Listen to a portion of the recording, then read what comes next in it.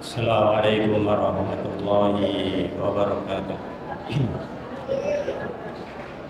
Innal hamdalillah nahmaduhu wa nasta'inuhu wa nastaghfiruh wa na'udzu billahi min shururi anfusina wa min sayyiati a'malina may yahdihillahu fala mudilla lahu wa may yudlil fala hadiya lahu. Asyhadu an la ilaha illallah wahdahu la syarika lahu wa asyhadu anna Muhammadan abduhu wa rasuluh. Qala Allah ta'ala fi kitabihil karim, ya ayyuhalladzina amanu taqullaha haqqa tuqatih wa la tamutunna illa wa antum muslimun. Amma ba'du, fa inna asdaqal hadithi kitabullah wa khairal hadi hadi Muhammadin sallallahu alaihi wasallam. Syarrul umuri muhdatsatuha wa kullu muhdatsatin bid'ah wa kullu bid'atin dhalalah wa kullu dhalalatin finnar.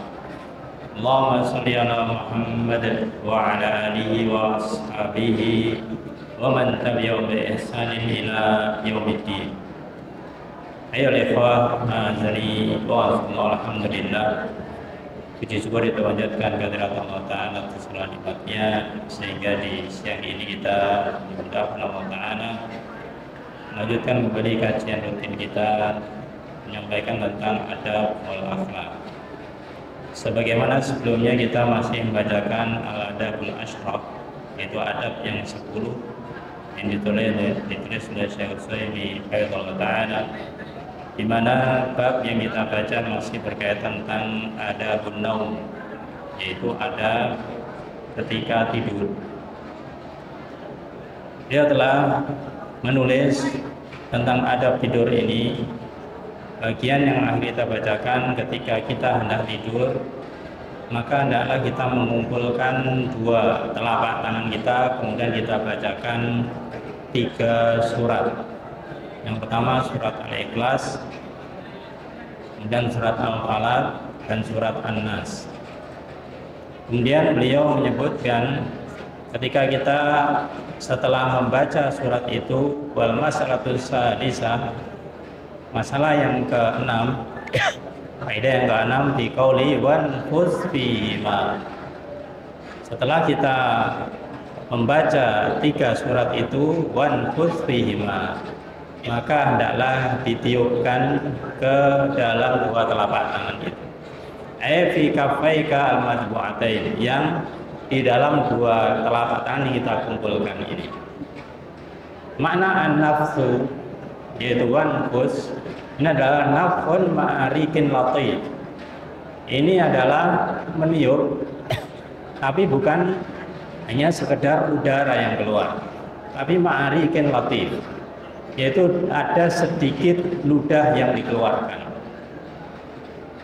Jadi kalau bahasa kita mungkin agak disemprotkan, ya, tapi tidak banyak, ludahnya tidak banyak. Jadi kita tidak meniup hanya dengan udara saja yang keluar, tapi ada sedikit air yang keluar, air ludah. Itu namanya wanfus. Maka ketika kita setelah membaca 3 surat, kemudian kita tiupkan di kedua telapak tangan kita. Setelah itu apa? Masalatus sabi'ah. Permasalahan berikutnya atau bagian berikutnya, wamsah bihi ma mastata' min jasadik. Setelah kita semburkan, ya, kita tiup, ada sedikit ludahnya begitu. Kemudian usaplah dengan kedua tangan itu apa saja yang mampu, min jasadik, dari jasadmu, dari jasad kita. Maka yang dimaksud dengan mastata' di sini dikatakan bahwasanya semampu kita, tidak takalluf, ya. Maya silu ilaihi adatan duna takallufin, itu yang bisa sampai kita usap tanpa takalluf. Takalluf ini maknanya ketika kita mengusap tidak mengharuskan kita mengusap sampai kaki, sampai telapak kaki, tidak, yang bisa saja.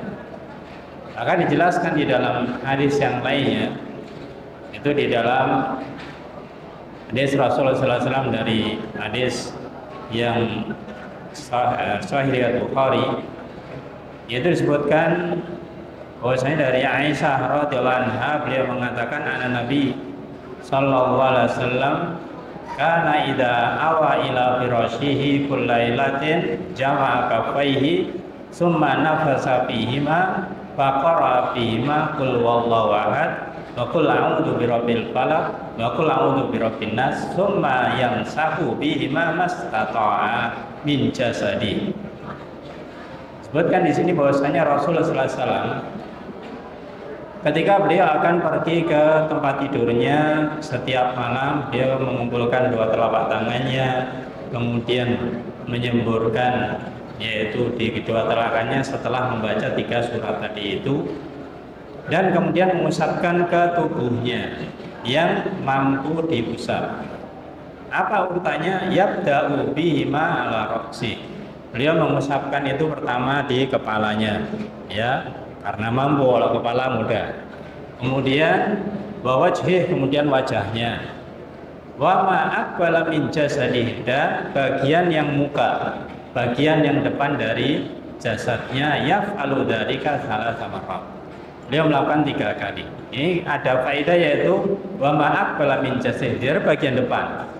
Jadi bagian depan di sini maknanya kondisinya seseorang itu bisa jadi dalam kondisi terlentang, kondisi tidur, atau kalau misalkan dalam kondisi duduk, maka tidak mengharuskan sampai ke belakang kalau emang susah, semampunya. Sekali lagi itu mas atau ya, semampunya di sini. Sehingga di sini salah kalau misalkan berdasarkan hadis ini kemudian ada orang yang takalluf, kemudian seluruh tubuhnya sampai kemudian seluruh punggungnya, kakinya sampai telapak kaki harus diusap semuanya, enggak. Maka ada kemudian di sini karena kita sudah mau tidur, maka semampunya. Kemudian ya ikhwah azani wa asqallah. Kemudian di akhir faedah yang terakhir, yaitu taf'alu dzalika thalathan. Beliau melakukan ini 3 kali. Nah, maksudnya 3 kali ini bagaimana? Disebutkan oleh beliau, maksud dari 3 kali yaitu ketika membaca 3 surat tadi, kemudian meniupkannya, kemudian mengusapkannya 3 kali. Nah, dijelaskan yaitu tukarrirul qiraah wan nafas wal masah.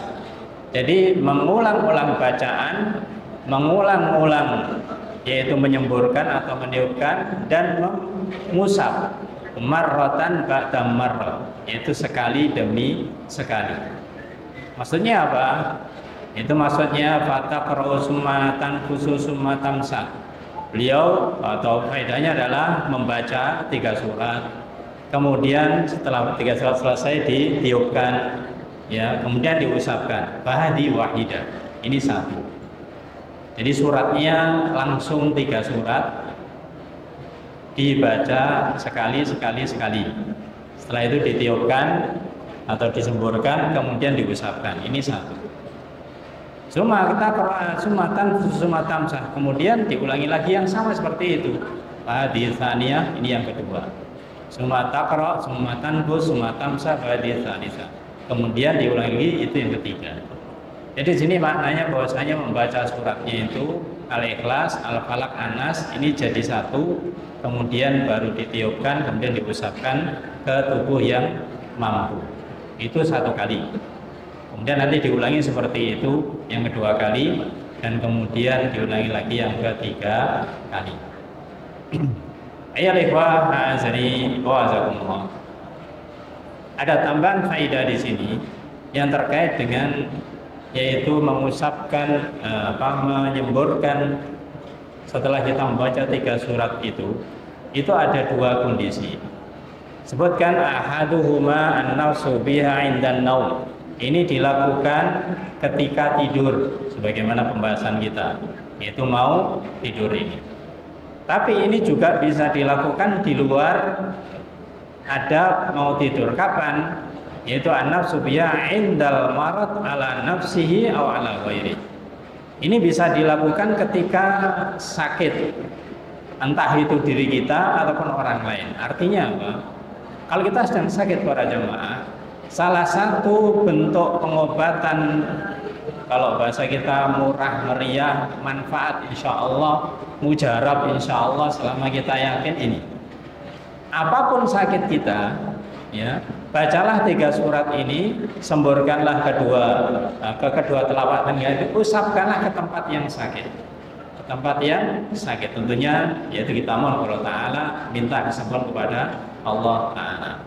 Apapun sakit kita, sakit kepala ya ditempatkan di kepala, sakit dada di dada, sakit tangan di tangan, walau mungkin sakitnya sakit fisik, ya, ini bisa dikatakan sebagai ruqyah mandiri, ya, ruqyah sendiri, yaitu membaca 3 surat ini kemudian kita mengobatinya.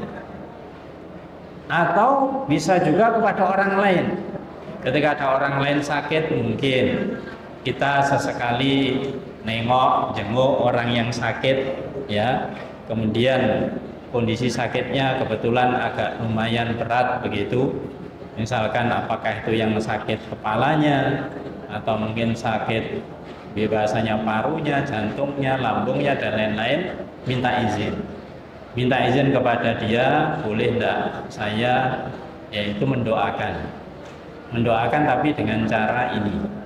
Kalau diizinkan, bismillah, ya. Insya Allah kalau orang sakit biasanya mengizinkan. Nah, maka dari itu ini salah satu bentuk, ya, boleh kita itu ketika membacakan 3 surat ini, kemudian menyemburkan di tangan kita dan mengusapkannya, maka boleh untuk diri kita sendiri atau kepada orang lain. Ayo ikhwah azani wa azakumullah. Maka itu yang terkait dengan adab-adab di dalam tidur yang dibahas di dalam bagian ini. Mungkin sedikit kita tambahkan para jemaah, bahwasanya untuk doa ketika kita mau tidur tidak hanya itu, maka ada doa-doa yang lain yang mungkin nanti bisa dirujuk, ya, seperti doa yang singkat, yaitu Bismika amutu wa ahya atau Bismika Allahumma amutu wa ahya, ya. Ini lafadznya yang didahulukan amutu. Biasanya diajarkan di anak-anak SD atau TK oleh guru-guru umum, itu biasanya Bismillahirrahmanirrahim ahya wa amut. Nah, itu kebalik. Yang benar adalah amutu wa ahya. Maka ini koreksi bagi doa tersebut. Adapun nanti kalau sudah kita bangun setelah tidur, maka membaca alhamdulillahilladzi ahyana ba'da ma amatana wa ilaihin nusyur. Nah, itu adalah yang terkait dengan adab kita ketika menjelang atau mau tidur. Meskipun ada adab-adab yang lainnya, seperti singkat kita katakan bahwasanya ketika kita mau tidur, maka hendaklah kita juga disunahkan membersihkan tempat tidur kita sebelumnya, yaitu kita kibasi. Jadi kita bersihkan dengan apa? Dengan apa yang kita miliki. Misalkan kalau ada selimut, ya dengan selimut. Kalau dalam riwayat dikatakan yaitu falyanqudhu bisinabbi sanifati thawbi, yaitu dalam dikibasi dengan ujung bajunya. Ujung bajunya nanti kalau kita pakai baju kemudian dikibasi, kemudian kita tidur. Kemudian juga tambahan-tambahan tentunya masih ada yang lain, terutama masalah doa para jemaah. Ketika kita mau tidur, maka tidak hanya Bismillahirrahmanirrahim wa ahya, tapi juga ada doa yang lainnya, ya. Maka silahkan nanti mungkin dirujuk kembali, atau juga ada adab-adab ketika kita tidur, kemudian nanti di tengah-tengah kita terbangun, ya, kemudian nggak bisa tidur, kita disunahkan juga diantaranya yaitu mengucapkan a'udzu bikalimatillahi tammah min ghadabihi wa iqabihi wa syarri ma ibadihi wa min hamazati syayatin wa ayyahum. Maka ini adalah doa-doa yang nanti silahkan dilihat di adab-adab di dalam kita mau tidur. Itulah ya ikhwah azani wa azakumullah, sebagian adab-adab ketika kita mau tidur yang pada intinya bahwasanya meskipun mau tidur itu biasanya orang sedang capek-capeknya ingin segera tidur, Islam tetap mengatur ya supaya tidurnya manfaat, supaya tidurnya itu ada manfaat, tidak hanya sekedar yaitu melepas tidur saja. Juga ada sedikit peringatan kalau kita memang di waktu malam hari kemudian kita tidak ada aktivitas yang penting, maka segera tidur. Di dalam hadis dari Abi Barzah, beliau mengatakan Rasulullah SAW kana yaqru naum qabla al-isya. Rasul itu memakruhkan, benci kalau orang tidur sebelum isya. Wal hadis ba'daha, dan Rasul juga tidak suka kalau ada orang ngobrol-ngobrol setelahnya, apalagi sampai begadang sampai jam 12, jam 1 tidak ada manfaatnya, itu makruh.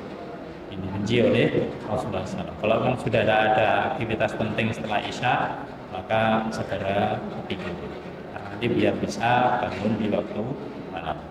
Allah alam bisawab. Itulah sebagian adab yang ditulis oleh beliau di dalam masalah ini, adab dalam tidur. Insyaallah pada waktu berikutnya kita akan masuk adab yang lainnya biidznillah. Kita cukupkan dengan doa kafaratul majelis. Subhanallah wa bihamdika asyhadu an la ilaha illa anta astaghfiruka wa atubu ilaik. Assalamualaikum warahmatullahi wabarakatuh.